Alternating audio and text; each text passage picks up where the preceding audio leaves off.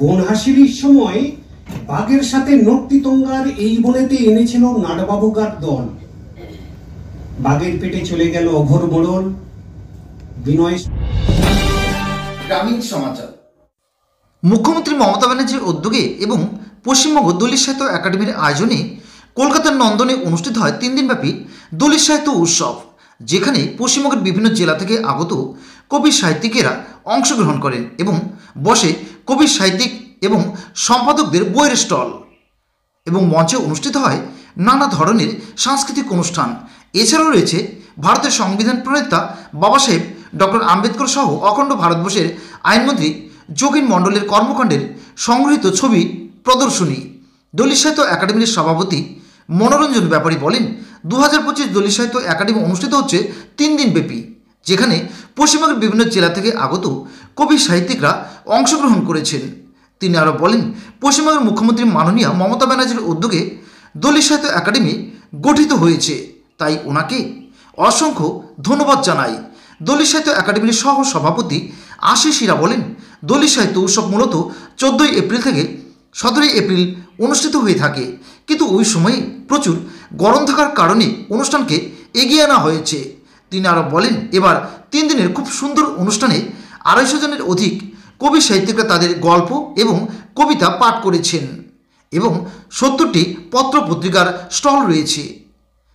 সর্বভারতীয় schedule caste ফেডারেশনের সভাপতি মৃত্যুঞ্জয় মল্লিক বলেন, এটা খুব খুশির বিষয়। দলিত সাহিত্য একাডেমির মধ্য দিয়ে দলিত সমাজের মানুষরা উপকৃত হবেন। দলিত একাডেমির সদস্য তথা নমশূদ্র ওয়েলফেয়ার বোর্ডের চেয়ারম্যান মুকুল চন্দ্র বৈরাগ্য বলেন, পশ্চিমবঙ্গের মুখ্যমন্ত্রী মাননীয় মমতা ব্যানার্জি যে উদ্যোগ নিয়েছেন, এর আগে কোনো সরকারই এমন উদ্যোগ নেয়নি, তাই মুখ্যমন্ত্রীকে অনেক অনেক ধন্যবাদ জানাই।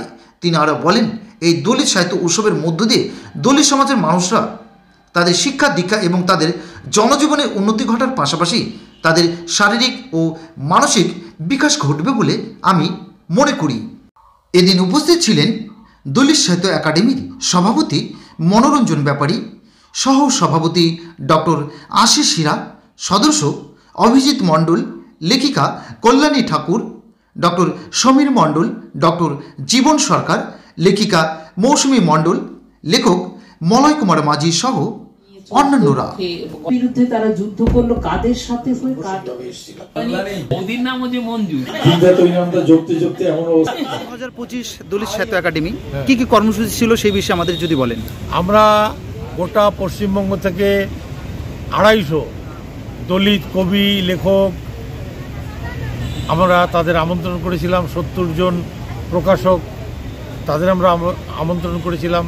70টা স্টল লেগেছিল এবং 250 জন দলিত কবি লেখকরা কবিতা গল্প পাঠ করলেন, নৃত্য গীত হলো, আমাদের আদিবাসী নৃত্য হলো।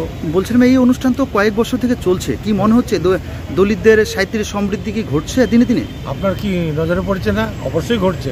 গোটা বাংলা জুড়ে একটা জনজোয়ার শুরু হয়েছে, মানুষের মধ্যে উৎসাহ উদ্দীপনা শুরু হয়েছে। এই যে বাংলা একাডেমি চত্বর, এই চত্বরে আমরা মাথা নিচু করে লুকিয়ে লুকিয়ে আসতাম, দলিত মানুষ অচ্ছুত মানুষ এই বলে, পাছে আমাদের কেউ না চিনে ফেলে, পাছে আমাদের লোকে অপমান করে। আজকে সেখানে বুক টান করে আসছি।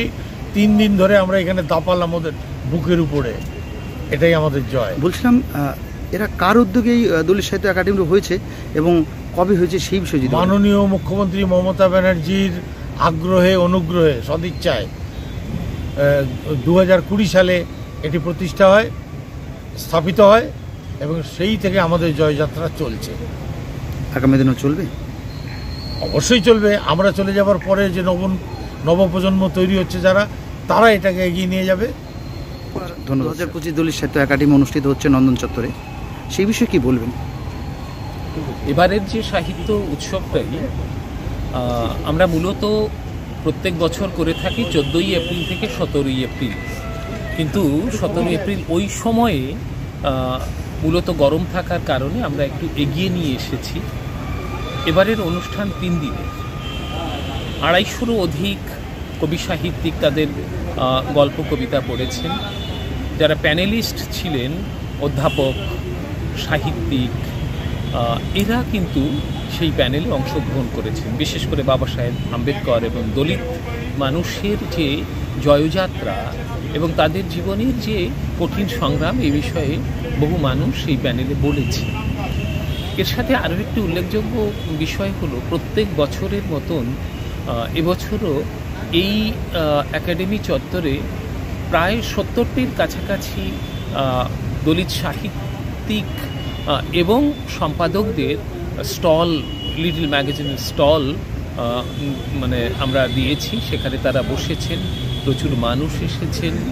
আমাদের সভাপতি মনোরঞ্জন ব্যাপারী ছিলেন। এবারের এই সভায় মমতা বালা ঠাকুর, মাননীয় রাজ্য সভার সাংসদ, তিনি উদ্বোধন করেছেন। সেটিও আমাদের কাছে একটি পরম পাওয়া। বলছিলাম স্যার, অনেক সময় দেখা যায় যে সাহিত্য পাঠ থেকে মানুষ মুখ ঘুরিয়ে নিয়েছেন বলেও অনেকে মনে করেন। তো বর্তমানে এই স্টল থেকে কীরকম বই বিক্রি হয়েছে বা সাহিত্য বিক্রি হয়েছে? এই মুহূর্তে সেটা হয়তো বলতে পারবো না যে কীরকম স্টল থেকে কীরকম, মানে সাড়াটা কেমন পড়েছে। তবে প্রচুর মানুষের সাড়া আছে, এখানে সাড়া আছে। এই ক্ষেত্রে আসলে দলিত মানুষ কিছু বলতে চায়। এই নন্দন চত্বরে যারা কোনো দিনই তাদের জায়গা পায়নি, তাদেরও কিছু বলার আছে। সেই বলার জায়গাটা তাদের দেওয়া হয়েছে এবং তারা মানে সমস্যারে বলছে, এটাও একটি বিষয়। যেমন আর প্রচুর মানুষ, দলিত মানুষ যারা, তাদের জীবনের অভিজ্ঞতা, এই অভিজ্ঞতাকে কেন্দ্র করে তাদের লেখা, এই আনটাচেবিলিটির যে জায়গাটা, সেই জায়গাটা বারবার করে আমরা দেখছি যে সেই জায়গা থেকে তারা নিজের জীবনের কথা বলছেন, নিজের অভিজ্ঞতার কথাকে বলছেন। সেটাই তার একটা গল্প। তাকে নতুন করে বানিয়ে কল্পনা করে লিখতে হচ্ছে না। এই সাহিত্য একাডেমিতে যারা সাহিত্য পাঠ করতে আসছে, তারা মূলত কল্পনা বিলাসী নয়, তারা বাস্তব ঘরানা থেকে নিজের জীবনকে তুলে এনে নিজেকে প্রকাশ করছে। যদি কিছু নাম মনে করেন স্যার, নাম আর পরিচয়টা। আমার নাম ডক্টর আশিস হীরা। আমি পশ্চিমবঙ্গ দলিত সাহিত্য একাডেমির সহ সভাপতি। ধন্যবাদ স্যার। দলিত সাহিত্য একাডেমির যে সভাঘরে বিভিন্ন প্রোগ্রাম চলছে বইমেলা, আপনি এখানে উপস্থিত হয়েছেন, সে বিষয়ে কি বলবেন?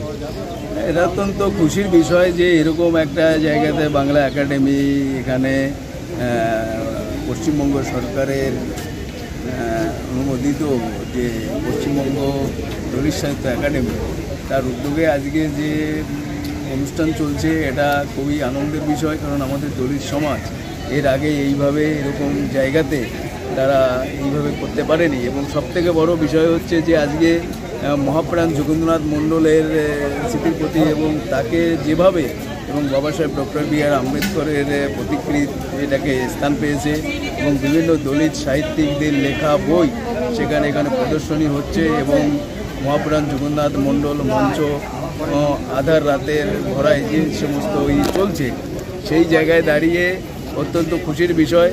কিন্তু বিষয়টা হচ্ছে যে এখানে আরও বেশি যে এরকম অত্যন্ত গ্রামে, জেলাতে যাতে দলিত সমাজের ছেলেমেয়েরা যারা সাহিত্যের সাথে যুক্ত, যারা লেখার সাথে যুক্ত, তাদের লেখা বই যাতে এই বাংলা একাডেমির মাধ্যমে তাদের খরচে যাতে তাদের পুস্তিকা প্রকাশিত হয়, তাদের লেখা প্রকাশিত হয়, সেই আবেদন আমি আজকে রাখছি। আমি তপশিলি ফেডারেশনের পক্ষ থেকে সরকারের কাছে এবং এই বাংলা দলিত সাহিত্য একাডেমির যারা নেতৃবৃন্দ আছেন, আজকে এত সুন্দর একটা প্রোগ্রাম অর্গানাইজ করছেন, আমাকে আহ্বান করেছেন, তার জন্য আমি তাদের কাছে কৃতজ্ঞ এবং তাদেরকে আমি ধন্যবাদ জানাই। কিছু নাম লেখক পরিচয়টা একটু দেবেন। মৃত্যুঞ্জয় মল্লিক, সর্বভারতীয় সভাপতি, শিডিউল কাস্ট ফেডারেশন। ধন্যবাদ। ফাউন্ডেড বাই বাবা সাহেব ডক্টর বি.আর. আম্বেদকর। কী ব্যাপার? আজকে আমরা এখানে এসেছি আমাদের পশ্চিমবঙ্গ সরকারের দলিত সাহিত্য একাডেমি। সারা ভারতবর্ষের অন্য কোনো রাজ্যে এই ধরনের একাডেমি তৈরি হয়নি, যেটা পশ্চিমবঙ্গে তৈরি হয়েছে দলিত সাহিত্য একাডেমি। মানে পশ্চিমবঙ্গ সরকারের উদ্যোগে বন্দ্যোপাধ্যায় এই দলিত সাহিত্য একাডেমি তৈরি করে দিয়েছেন। আমাদের এই দলিত যে কমিউনিটি আছে, এই কমিউনিটির মধ্যে যে সমস্ত কবি, সাহিত্যিক, শিল্পীরা রয়েছেন, তাদের যাতে যথাযোগ্য মর্যাদা, মূল্যায়ন এই পশ্চিমবঙ্গে হয়, তার জন্য এই সাহিত্য একাডেমিটা তৈরি হয়েছে। তো আজকে সেই সাহিত্য একাডেমি 3 দিন ব্যাপী এখানে উৎসব চলছে, দলিত সাহিত্য উৎসব। সেই উৎসবের আজকে হচ্ছে 3য় দিন, মানে শেষ দিন আর কি। শেষ দিন আমরা এখানে এসে যারা বিভিন্ন এলাকা থেকে এসছে তাদের সঙ্গে আমরা মিলিত হলাম এবং মনে হচ্ছে একটা উৎসব মুখর পরিবেশ, যেটা আমরা চেয়েছিলাম আমরা এখানে সেটাই পেয়েছি। আমরা ধন্যবাদ জানাই আমাদের বাংলার মুখ্যমন্ত্রী মমতা বন্দ্যোপাধ্যায়কে, আমরা ধন্যবাদ জানাই আমাদের দলিত সাহিত্য একাডেমির চেয়ারম্যান এমএলএ মনোরঞ্জন ব্যাপারী এবং আরও আশিস ঠাকুর আছেন, আশিস হীরা আমাদের ভাইস চেয়ারম্যান আছে এবং আরও যারা সদস্যরা আছে সবাইকে আমি ধন্যবাদ জানাই। আমি নিজেও একজন দলিত সাহিত্য একাডেমির সদস্য এবং এখানে মৃত্যুঞ্জয় মল্লিক এসছে সর্বভারতীয় সভাপতি তফসিলি ফেডারেশনের, ওনাকেও আজকে এই অনুষ্ঠানে আসার জন্য আমি ধন্যবাদ জানাই। আজকের এই অনুষ্ঠানে আমরা মনে করি যে সারা পশ্চিমবঙ্গের দলিত সমাজের যে প্রতিফলন সেটা এই অনুষ্ঠানের মাধ্যমে। ধন্যবাদ। এক দুর্দান্ত অফার নিল ইয়ামাহা। সীমিত সময়ের জন্য লোন কাম এক্সচেঞ্জ ধামাকা। প্রতিটি ক্রয়ের সঙ্গে নিশ্চিত উপহার।